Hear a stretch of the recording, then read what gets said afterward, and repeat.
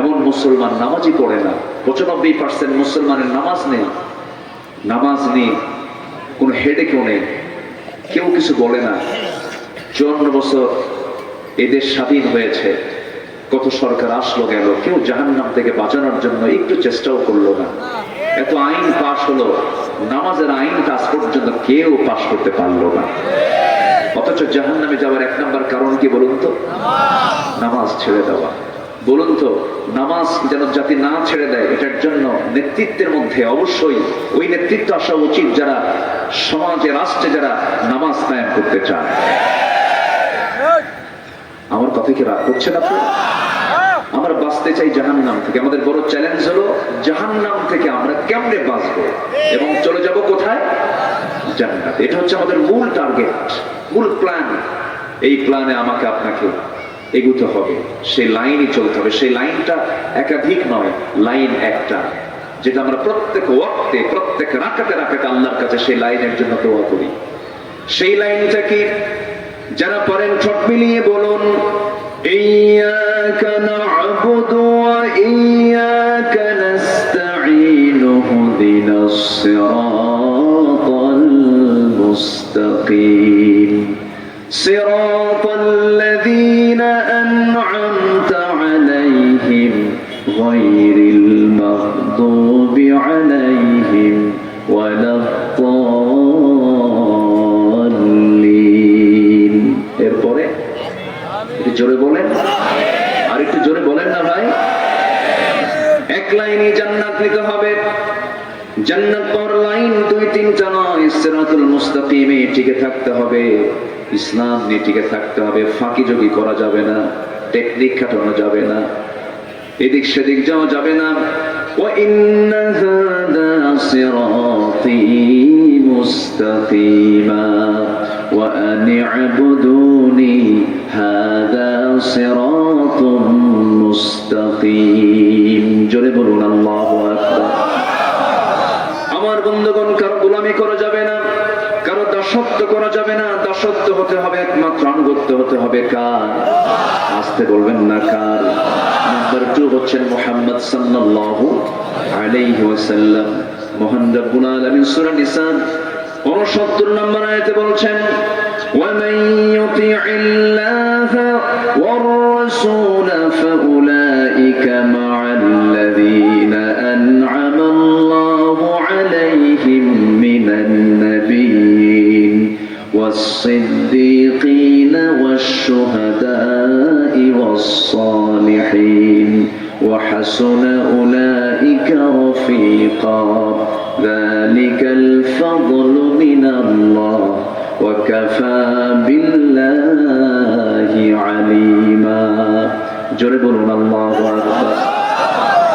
আল্লাহ বলছেন, যারা আল্লাহ এবং রাসূলের পরিপূর্ণ আনুগত্য করবে, আংশিক নয়, পরিপূর্ণ যারা আনুগত্য করবে, তারা নবী, সিদ্দিক, শহীদ, এই সমস্ত নেককার লোকদের জান্নাতের সঙ্গী হবে। এবং আল্লাহ তাদেরকে নিয়ামতে ধন্য করেছেন। কতই না উত্তম বন্ধু এই সমস্ত বন্ধু। নবীর সঙ্গে জান্নাতকে পেতে চান নাকি? পেতে চান? শহীদদের সাথে, সিদ্দিকদের সাথে সব আনুগত্য বাদ দিয়ে আনুগত্য হতে হবে শুধু দুজনের, এককে। আসতে বলবেন না কে? নাম্বার 2 হচ্ছে মুহাম্মদ সাল্লাল্লাহু আলাইহি ওয়াসাল্লাম। আল্লাহ এবং নবীর আনুগত্যের ক্ষেত্রে কোনো ইফরাত, কোনো তাফরিত, কোনো মর্জি মতো খাটো করা, লম্বা করা, এদিক সেদিক যাওয়ার কোনো কায়দা। আমাকে এক লাইনে চলতে হবে, তার নাম হলো ইসলাম। বলুন, তার নাম কি? আসতে, তার নাম কি বলুন? আর ইসলাম যে মানে, তার নাম কি? মুসলিম। বলুন, তার নাম কি বলেন? মুসলিম। ইসলাম যে মানে, তাকে কি বলে? মুসলিম। আর আমরা একমাত্র মানব হলো একমাত্র দিন, ইন্নাদ দীনা ইনদাল্লাহিল ইসলাম। তো ইসলামকে যে মানে সে হচ্ছে মুসলিম। ইসলামকে মানা মানে কি এক জায়গায় না সব জায়গায়? ইসলাম কি প্রতিষ্ঠিত? আস্তে, ইসলাম কি প্রতিষ্ঠিত না সুদ প্রতিষ্ঠিত? মদের বোতল আমার দেশে আছে না নাই বলেন? এই আশেপাশে তো চুয়াডাঙ্গার দর্শনায় মদের ফ্যাক্টরিও আছে। আছে কিনা বলেন? আচ্ছা, তো ইসলাম যদি প্রতিষ্ঠিত থাকতো মদের কোনো ফ্যাক্টরি খুঁজে পাওয়া যেত না, সুদের কারবার থাকতো না, বেশ্যাবৃত্তি লাইসেন্স থাকতো না, এগুলো সব বন্ধ হয়ে যেত। কারণ ইসলাম আছে যেখানে, সেখানে সুদের কোনো জায়গা, জেনার কোনো জায়গা নাই। তাহলে ইসলাম প্রতিষ্ঠিত হোক, সবাই চান তো নাকি? সবাইকে চান? যে চায় সে মুসলিম, আর যে চায় না সে মুসলিম নয়, তবে টাটকা মুনাফিক। টাটকা কি? এটা কি মোল্লার কথা না আল্লাহর কথা? মোল্লা কইছেন, আল্লাহ কইছেন? আল্লাহ বলেছেন। আমি সোজা সাপটাই কথা বলবো, কারণ সোজা কথা বললে দাওয়াতি কাজটা হয়ে গেল। ইনিয়ে বিনিয়ে পেঁচ মেরে তো কথা বলা যাবে না। হিকমত মানে হক আড়াল করা নয়। উদউ ইলা সাবিলি রাব্বিকা বিল হিকমা ওয়াল মাউইযাতিল হাসানা। হিকমত মানে হলো প্রজ্ঞার সাথে কথা বলো, যোগ্যতা নিয়ে কথা বলো, কিন্তু হককে আড়াল করার কোনো সুযোগ নাই।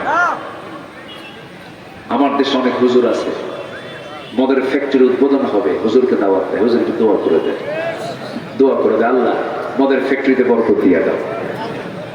সিনেমা হল উদ্বোধন হবে, দোয়া করে, আল্লাহ সিনেমা হলে কাস্টমার বাড়ায় দাও, এই সিনেমার আয় রোজগার বাড়ায় দাও, গোলা কুশলীদের উপর খাস রহমত নাজিল করো।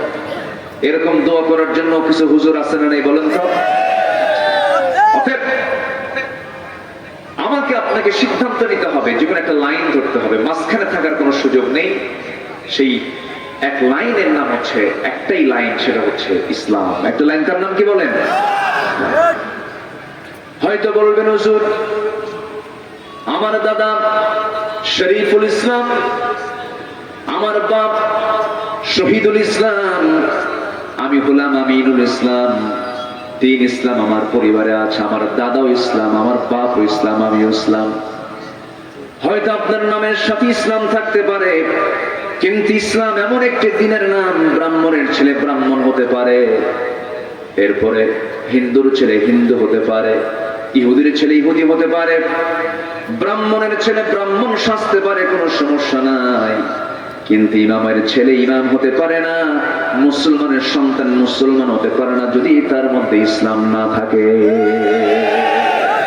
এখানে আনুগত্যের সাথে হলো তার পরিচয়। ইসলাম তার মধ্যে কায়েম দায়েম থাকতে হবে, দায়েম কায়েম থাকতে হবে। আমার দেশে ইমানদার বেশি না নামাজি বেশি বলেন?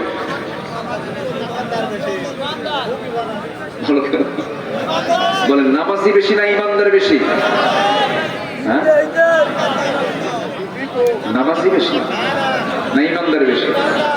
বলে না যে হুজুর নামাজ না পড়ি ইমান আছে আমার। এখন বলেন আমার দেশে নামাজি বেশি না ইমানদার বেশি? ইমানদার বেশি, কিন্তু ইমানদার নামাজ পড়ে না। কি পড়ে না? নামই হলো ইমান আলী। যখন বলা হয় নামাজ পড়ো না কেন, চুপচাপ থেকে যায়, অথচ নাম হলো ইমান আলী, নামাজের খবর নাই। নাম হলো ফজর আলী, ফজর আলী ঘুম থেকে ওঠে 10টার দিকে।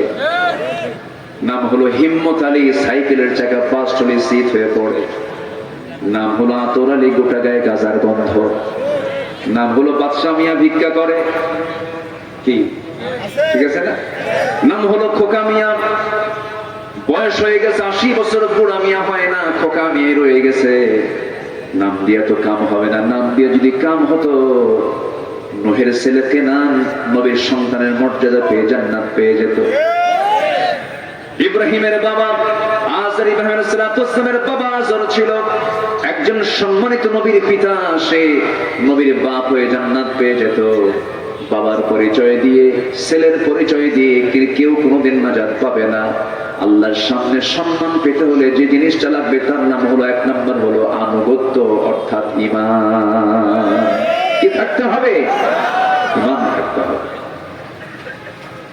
আল্লাহ রাব্বুল আলামিন বলেন, ইয়া আইয়ুহান নাসু ইন্না খালাকনাকুম মিন যাকারিন ওয়া উনসা وجعلناكم شعوبا وقبائل لتعارفوا إن أكرمكم ইনদাল্লাহি আতকাকুম।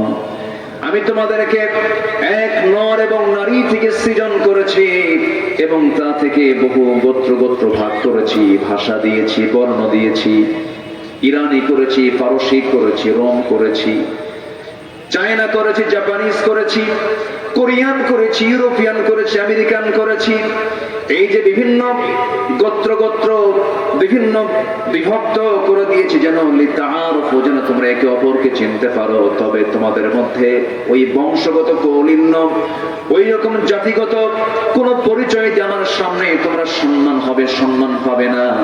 আমার সামনে সম্মান পাবে যে বিষয়টা দিয়ে, তার নাম হলো আনুগত্য, তার নাম হলো তাকওয়া, তার নাম হলো ঈমান। জোরে বলেন সুবহানাল্লাহ।